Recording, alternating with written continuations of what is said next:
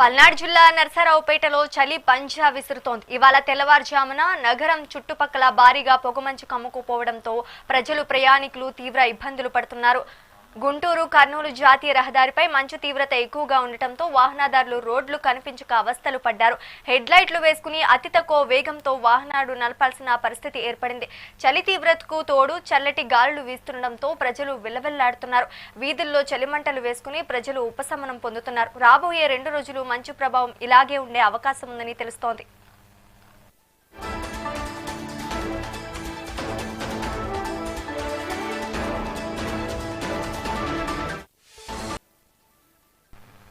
పల్నాడు జిల్లా నరసరావుపేటలో చలి పంజా విసురుతోంది. ఇవాళ తెల్లవారుజామున నగరం చుట్టుపక్కల భారీగా పొగమంచు కమ్ముకుపోవడంతో ప్రజలు ప్రయాణికులు తీవ్ర ఇబ్బందులు పడుతున్నారు. గుంటూరు కర్నూలు జాతీయ రహదారిపై మంచు తీవ్రత ఎక్కువగా ఉండటంతో వాహనదారులు రోడ్లు కనిపించక అవస్థలు పడ్డారు. హెడ్ లైట్లు వేసుకుని అతి తక్కువ వేగంతో వాహనాలు నడపాల్సిన పరిస్థితి ఏర్పడింది. చలి తీవ్రతకు తోడు చల్లటి గాలులు వీస్తుండటంతో ప్రజలు విలవిల్లాడుతున్నారు. వీధుల్లో చలిమంటలు వేసుకుని ప్రజలు ఉపశమనం పొందుతున్నారు. రాబోయే 2 రోజులు మంచు ప్రభావం ఇలాగే ఉండే అవకాశం ఉందని తెలుస్తోంది. ఇక ఇదే అంశానికి సంబంధించి మరింత సమాచారం మా ప్రతినిధి స్వామి అందిస్తారు. స్వామి, చెప్పండి.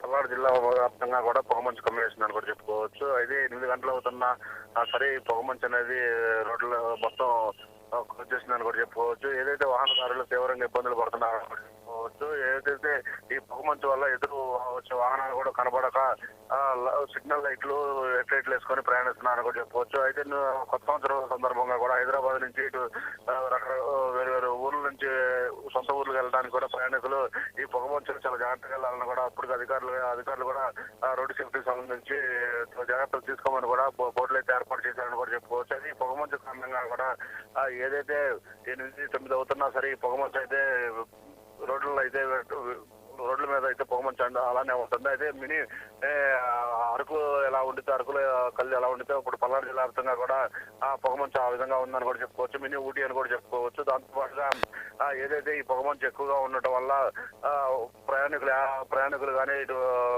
ఎవరైతే బస్సు కానీ లారీలు కానీ వాహనాలు ఎక్కడ యాక్సిడెంట్లు అవుతాయి అని చెప్పి పోలీసులు కూడా తగు జాగ్రత్తలు కూడా తీసుకుంటున్నారని కూడా చెప్పుకోవచ్చు. ఏదైతే పొగమంచు ఎక్కువగా గత 2 రోజులు ఎక్కువగా ఉండటంతో రోడ్ల మధ్య యాక్సిడెంట్లు కాకుండా బార్గెట్లు కూడా ఏర్పాటు చేసి కొన్ని సిగ్నల్స్ కూడా ఏర్పాటు చేశారని కూడా చెప్పుకోవచ్చు. ఏదైతే ఉదయం 4 గంటల నుంచి 9 గంటల వరకు కూడా ఎక్కడైతే మేజర్ యాక్సిడెంట్లు అవుతాయో అక్కడ ఒకళ్ళిద్దరిని సిబ్బందిని కూడా పెట్టి ఎలాంటి యాక్సిడెంట్లు కానీ వాహనదారులకు పలు సూచనలు కూడా పోలీసులు చేస్తున్నారని కూడా చెప్పుకోవచ్చు.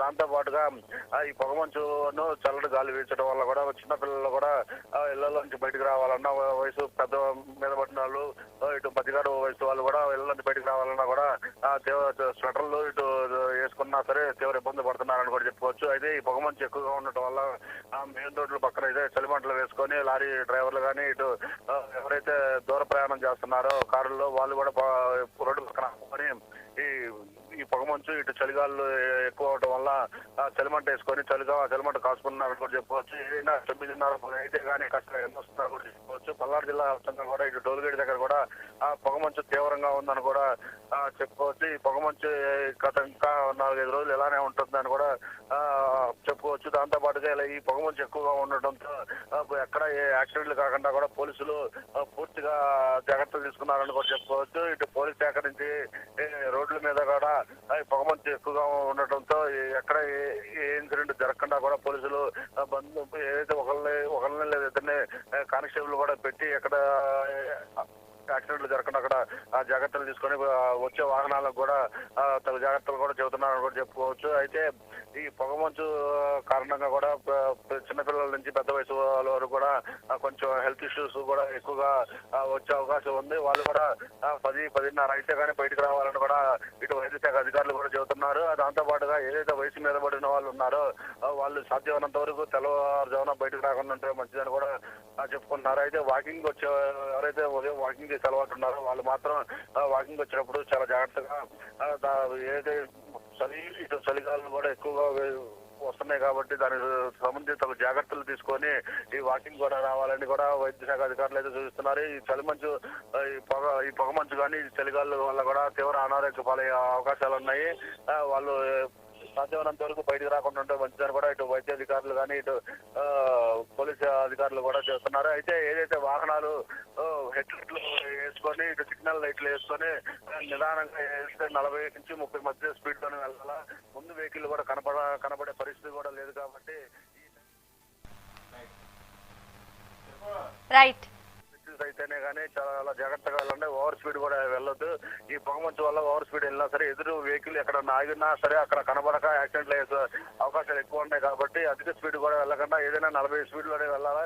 ఇటు సిగ్నల్ లైట్లు ఇటు హెడ్ లైట్లు కూడా వేసుకొని చూసుకొని నిదానంగా ప్రయాణం చేయాలని కూడా అధికారులు చెబుతున్నారు. దాంతో పాటుగా ఏదైతే రైట్ వెహికల్స్ ఆపుకుంటారో వాళ్ళు కూడా రోడ్డు పక్కన ఆపుకోకుండా ఏదైనా పెట్రోల్ బంకులు ఆపుకోవాలని కూడా అధికారులు చెబుతున్నారని కూడా చెప్పుకోవచ్చు. Right, thank you for the update Swamy.